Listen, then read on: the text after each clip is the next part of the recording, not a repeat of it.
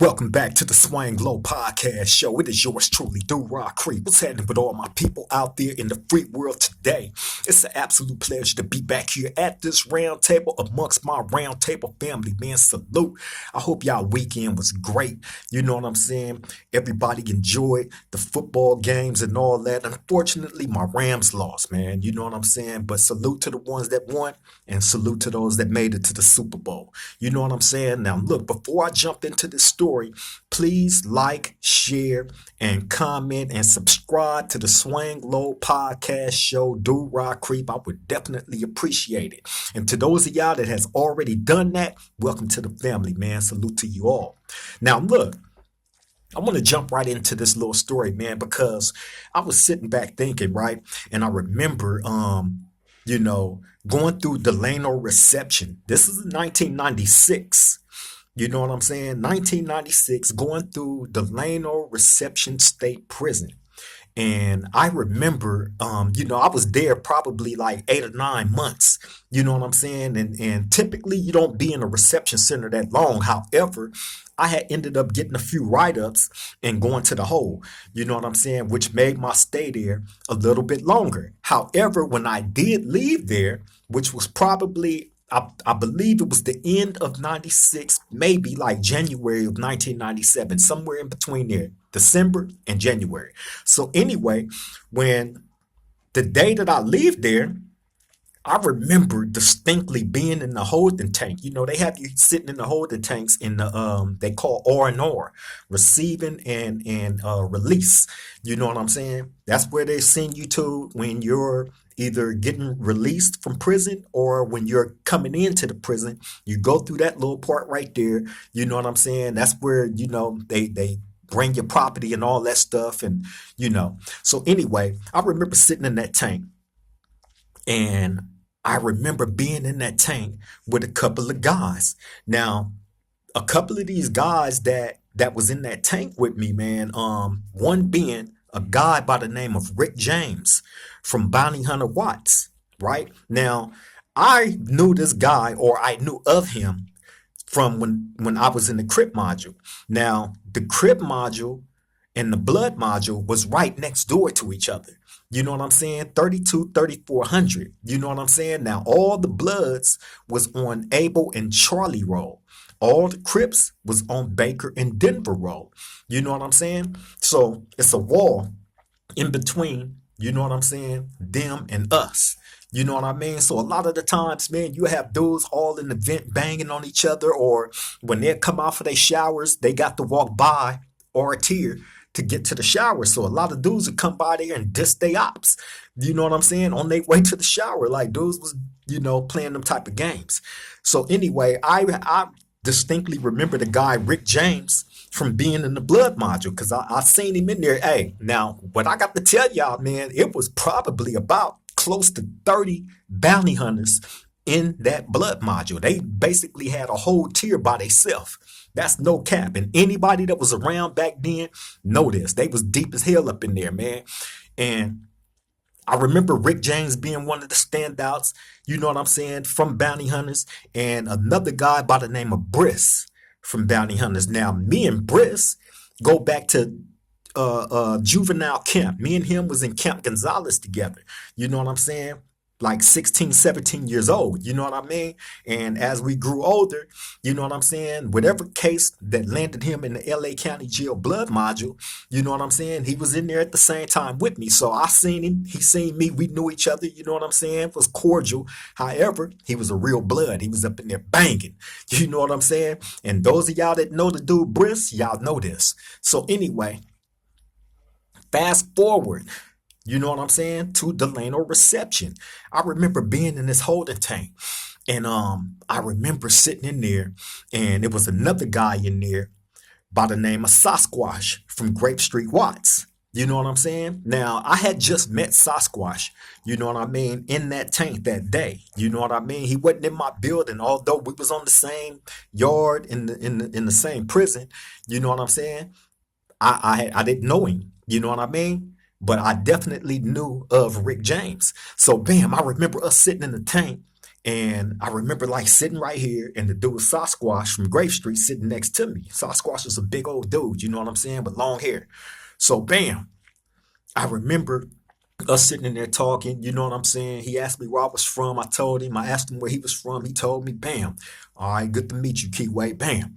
Then I remember it was a couple of more blacks in there, a couple of more bloods. I can't remember their name, but I do remember Rick James coming in the tank, right? And when he came inside the tank, he's getting into it with the police about whatever. You know what I'm saying? Like he's crashing out on the police. You know what I'm saying? And I remember Sasquatch saying to me, he was like, cuz burnt out, huh?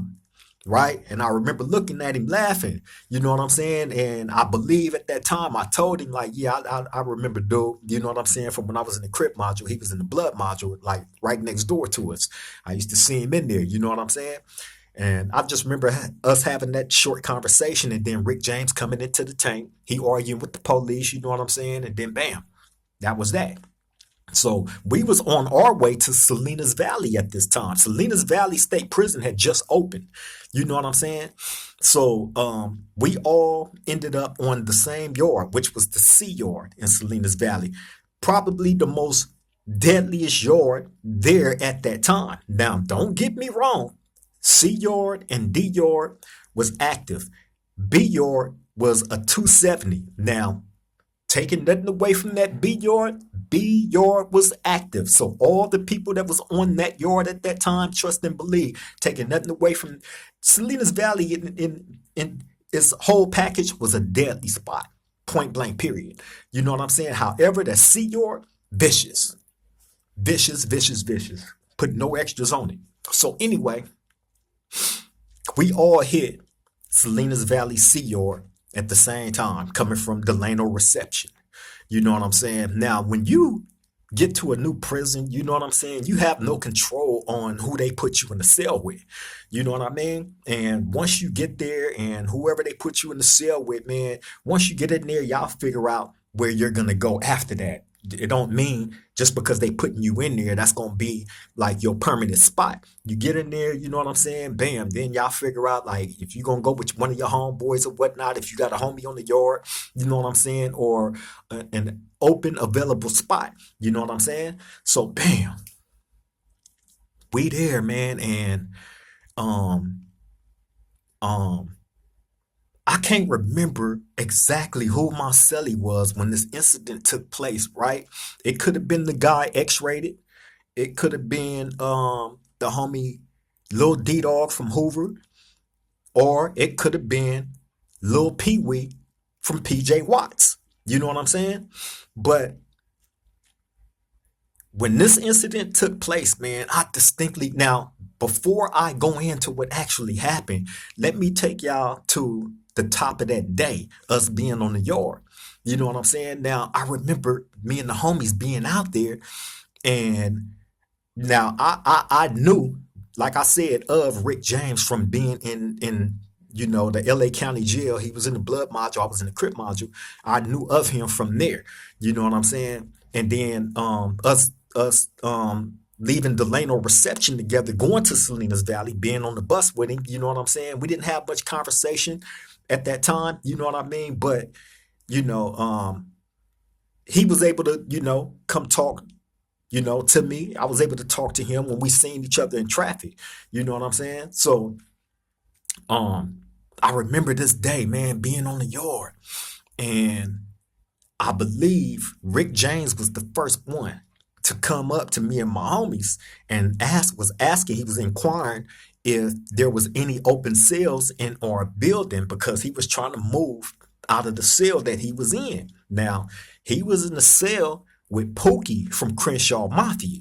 Now, me and Pookie I've been knowing Pookie since we was kids. Me and him grew up together in the system. You know what I'm saying? Like, he know me, I know him very well. Very well. You know what I'm saying? So that's who Rick James was in the cell with. So I remember him coming to us, asking us, inquiring about is there any open cells. He was trying to move and this and that, right? He had like a look on his face of I'm not gonna say worry, but intense. He was trying to get out that situation. You know what I'm saying? And you know, I understand because you're gonna always, you know, end up in a situation, a living situation that may not be cool. That's just prison. You know what I'm saying? And y'all figure it out. Y'all, you know, you find a place to go. You know what I'm saying? To prevent anything from happening if y'all can't coexist with each other inside that little space. Because trust and believe, the cells are small. The cells are extremely small. And to be able to coexist in a small space like that, man, y'all have to be like, you know what I'm saying? Y'all have to be on the same level, point blank, period, or it's just not gonna work. You know what I mean? So, I don't know if the Crenshaw Mafias and the bounty hunters was beefing with each other on the streets. That I can't remember, right? But I do know that was not a cool situation. And I do remember the guy, Rick James, coming to us, asking us about the cell thing and pretty much going into him telling us, you know what I'm saying, that him and his celly wasn't cool. He was trying to move up out of there and this and that, and he was looking for an open cell. You know what I'm saying? So bam, we talked to him for a short time, and then you know he move on, and then bam, here come Pookie. Like I said, me and Pookie been knowing each other since we was kids, man, growing up in the system. So me and him talked all the time. You know, every day we seen each other on the yard. You know what I'm saying? Like we'll pull over, holler at each other. You know what I'm saying? Chop it up, and then he'll go about his way. I go about mine. You know what I'm saying? So this day, Pookie come. You know what I'm saying? And Pookie is asking, like, you know what I'm saying? Is it any sales open? Do y'all know anybody that's, you know what I'm saying? That's trying to move, you know what I'm saying? I'm trying to move my celly up out of there and this and that. We not getting along and this and that, right? Now he go into telling me that they have been trying to get this bed move done, you know, probably for like a couple of weeks. How men are able to exist in the same small space for that long, and you know what I'm saying? It's intense. I don't know. I couldn't do it. You know what I'm saying? But you know, this was something that they was dealing with for the longest, for 2 weeks, like I said, man. So I remember me and Pookie having that conversation, man, and me telling them like, I don't know, ain't no sales open in our building, you know what I'm saying? So I know they both was going around the whole yard, that whole entire yard. We was out there, and you be on the yard for probably 2 hours at the most, at the max, an hour and a half, 2 hours. So I remember them running around during that whole yard time trying to find, you know, a cell for Rick James to go in. You know what I'm saying? Pookie had already been there. Rick James moved in the cell with him. So typically how it go, whoever was there first, 9 times out of 10 is going to keep that spot, and whoever moved in is going to have to leave. You know what I'm saying? Not unless the person that's already there decide to hit, all right, I'm going to be the one to go, if that's what he chooses to do. You know what I'm saying? But they was definitely trying to find a spot for Rick James. You know what I'm saying? So bam, you know, I remember, you know, like I said, them running around that whole day, you know, trying to find a spot for Rick James to go. So bam, the day go by, and I remember being in my cell and hearing the alarm go off. You know what I'm saying? Now, when the alarm go off, it's a distinctive, loud, you know, bell buzzing sound. You know what I'm saying?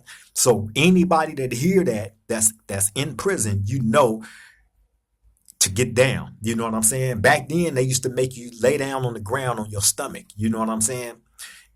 That's for the police to see who is involved in what and what is going on. You know what I'm saying? And who isn't involved. So they make you lay down on your stomach. Anyway, we inside ourselves, so we ain't got to lay down. You know what I'm saying? But I do remember hearing that alarm go off. So I'm like, wow, okay. So bam, that night we watching the news.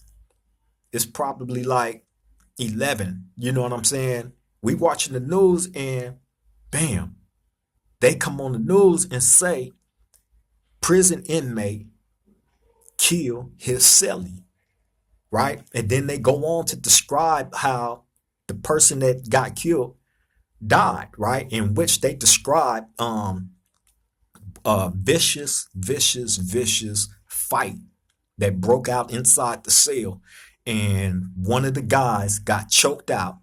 The guy that got choked out ended up biting. Okay, this is what happened. This is what happened. They get in the fight, Rick James and Pookie inside the cell, right?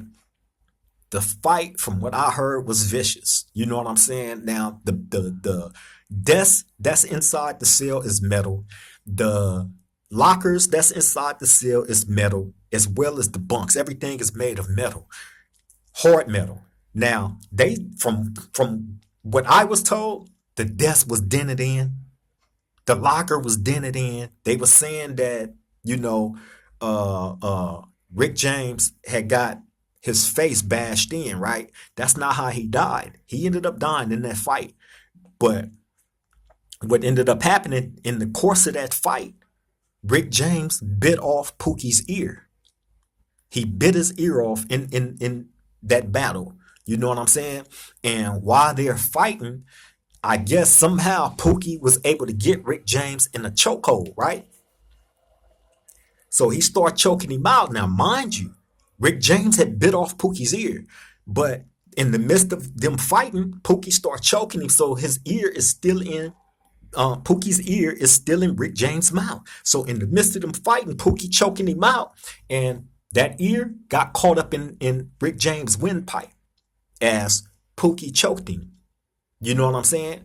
And unfortunately, they say that is what caused Rick James' death. You know what I'm saying? Although the desk and everything was dented up, the lockers was dented up, like he had severe facial wounds as well. But like I said, that is not what killed him. You know what I'm saying? He died from getting choked and that ear getting caught up in his windpipe. You know what I'm saying? And I remember seeing that came up on the news, man. They had said they had their real names. They told us how much time they had, what they was in prison for. You know what I'm saying? They went into that whole thing and then described how the fight went. You know what I'm saying? As much as they was able to detail on the news. This was actually on the local news, and we sitting in our cell watching this. And I remember when they picture came up on the screen, me looking in extreme shock, because just earlier that day, I'm on the yard with both of them, and I had just talked to both of them about trying to get a cell move. Now, when this happened, right, the Rick James' life could have been saved, for one. And the reason why I say that is because during the fight, the police that's in the tower, they're supposed to keep their windows open. You know what I'm saying? They got windows up there that they can open or close, but those windows are supposed to remain open. You know what I'm saying? So if something, a fight or anything break out, they can hear it. You know what I'm saying? Well, the police that was working that day, that night, had the windows closed. So while this fight was going on, that police in the tower didn't hear nothing. And this is a vicious fight, like I said, man. The whole entire building they wasn't in my building when this happened. This happened in a whole completely different building. Although we was on the same yard, just different buildings. It's 4 buildings on each side, which means it's 8 buildings on that whole entire yard. But the yard is split down the middle with a big wall. You know what I'm saying? Separating the 2 sides. You know what I'm saying? But we was all on the same side. They was just in a different building. You know what I mean? So anyway, yeah, this police that was working that night, he had the windows closed. So he didn't hear anything that was going on the whole time this vicious fight is taking place. You know what I'm saying? And this man ended up losing his life. Rick James. You know what I'm saying? He lost his life in that fight, man. And they ended up taking Pookie to the hole. I believe they gave Pookie, I could be wrong, so don't quote me, you know what I'm saying, for prison murder. I think they give you like 30-something months in the SHU program. You go to the hole, you know what I'm saying, and you sit in there for months on end, and then you go to your hearing or whatnot. If you got a court which I know he had to go to court for that because that's a whole new case. You know what I'm saying? And then once all that stuff is over with, then you go off to Pelican Bay or to Corcoran, or back then, I think Tehachapi Shoe was still open. You know what I'm saying? So you go to one of those prisons and you do your shoe time. You know what I'm saying? So I believe Pookie had got like 30 something months in the shoe. You know what I mean? But hey man, now I also want to say this. Me telling this story in no way, shape, form, or fashion is no disrespect to none of the bounty hunters, you know what I'm saying, or the Crenshaw Mafias. You know what I'm saying? Like I said, I knew Pokey since we was kids, and I had met Rick James, and we was cordial. We like I said, when we seen each other, he would come talk to me, although he didn't deal with a whole bunch of Crips. You know what I'm saying? But when we did see each other, being that we had took that bus ride to that prison and got to meet each other inside the holding tank, when we seen each other, we hollered. You know what I'm saying? It wasn't no beef or nothing like that. You know what I mean? You know, so although, Rick James he was who he was. He was a real blood, just like Pookie. You know what I'm saying? These dudes was real gang members. Make no mistakes about that. And any of the bounty hunters and Crenshaw mafias that know of these men, you know what I'm saying? They know this. You know what I mean? And that fight, really, it wasn't supposed to happen. It was not supposed to happen, man. They weren't even supposed to be in the cell together, being that it was tension between them. And they had been trying to get this cell move done for weeks. For weeks. So really it was on the police. You know what I'm saying? That blood is on the hands of the police, especially the one that was working in the tower that night that had all the windows closed to where he couldn't hear none of the stuff that was going on. Or else Rick James would still be alive, bro. You know what I'm saying? But, you know, that's neither here or there. You know what I'm saying? Rest in peace to him, man. Shout out to the bounty hunters. You know what I'm saying? Shout out to the Crenshaw Mafias as well. You know what I mean? Like I said, in no way, shape, form, or fashion is this a disrespect to any of them men or any one of those blood neighborhoods. You know what I'm saying? This is me sharing this story because, like I said, I knew Pookie.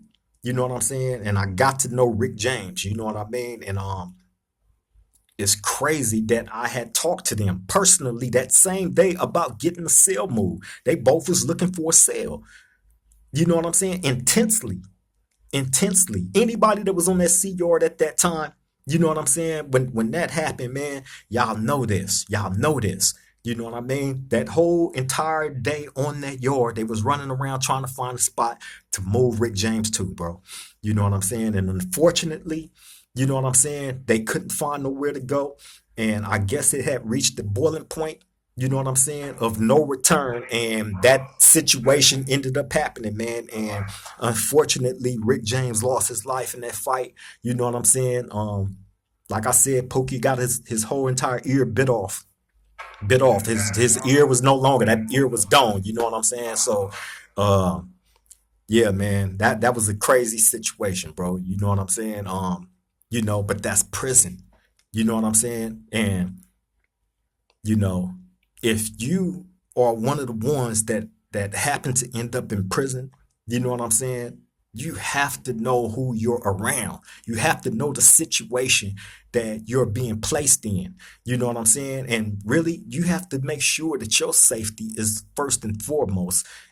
Uh, at the top of the list of surviving in prison, and who you're in the cell with, hey man, that's priority number one. Priority number one. Because if y'all not, if it ain't working, you know what I'm saying, then you have to put yourself in a safe environment. You can't stay in a toxic environment because something like that definitely will happen. I've seen it happen over and over again. I remember a white boy. This white boy was racist too, by the way. You know what I'm saying? Uh, when I worked in my building, like I pretty much talked to everybody that was in there. You know what I'm saying? I kind of got to know certain people up in there, and this white boy was one of the ones that I was out and just so happened, got to meet. Although he was racist, you know what I'm saying? But his cellie ended up beating him with his own TV. Caught him while he was asleep. in the bed, grab that TV. And at this time, it wasn't no flash screens. It was the big old bubble TVs. You know what I'm saying? Grab that TV, man, and beat him all in his face until he no longer was alive. You know what I'm saying? And that happened in Calipatria. You know what I'm saying? On the sea yard. You feel me? Yeah, man. So horrible situations, man. You know, you just got to be careful. You know what I mean? But yeah, I wanted to bring that little short story to y'all. You know what I'm saying? Again, shout out to the bounty hunters and shout out to the Crenshaw Mafias. You know what I'm saying? No disrespect in me telling this story. It's just a story.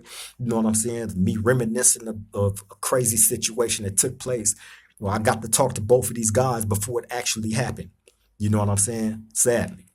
But yeah, I'm finna get up out of here, let y'all get back to doing y'all, man. I appreciate everybody for tapping in, man. You know what I'm saying? Know we took a couple of days off, but we're gonna get back on our square, you know what I'm saying, and continue to do our thing. Much love to everybody, man, that took the time out to subscribe, like, share, and even comment. You know what I'm saying? Jump in the chat, man, and participate. I encourage participation. You know what I'm saying? Straight up. I love all y'all, man, for tapping in with me. You know what I'm saying? And you know, making the Swang Low podcast what it is. Straight up. You know what I mean? But on that note, I'm finna get up out of here, man. Y'all take care. Stay safe. Love each other. Till the next time we meet at this round table. Love all y'all. Triple gang.